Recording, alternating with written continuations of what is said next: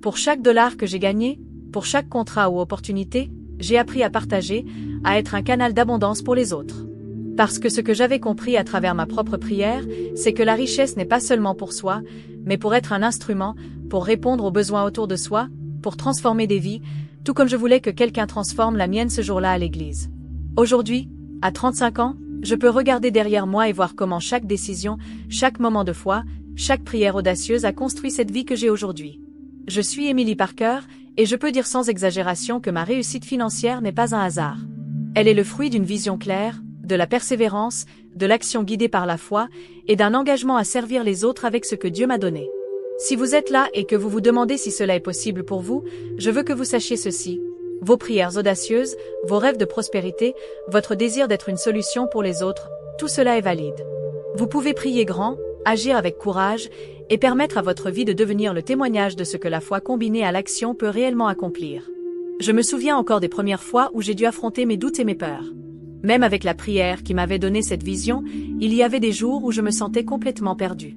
Je me demandais si j'avais bien entendu, si j'étais vraiment capable de transformer ma vie, si tout cela n'était pas juste un rêve irréalisable. Et puis, je regardais autour de moi et je voyais des gens lutter avec des dettes, des factures, des emplois qui ne les satisfaisaient pas. Et je me rappelais pourquoi j'avais commencé. Je voulais être capable de dire « oui » quand quelqu'un avait besoin d'aide, au lieu de détourner le regard. J'ai commencé petit. Je ne pouvais pas écrire de gros chèques du jour au lendemain, mais je pouvais investir mon temps, mon énergie et mon attention. J'ai appris à gérer l'argent intelligemment, à comprendre les investissements, à lire chaque livre, chaque article, chaque enseignement sur la prospérité et la richesse biblique.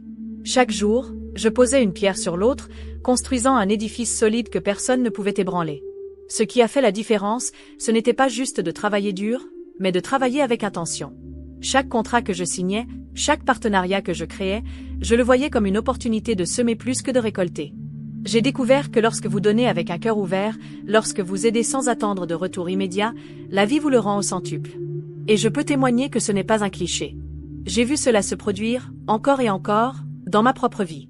Il y a eu des moments où j'ai échoué, où les projets n'ont pas marché, où les investissements se sont révélés être des erreurs. Mais c'est dans ces moments-là que ma foi a été la plus cruciale. Je me suis rappelé que le chemin vers la réussite n'est jamais linéaire.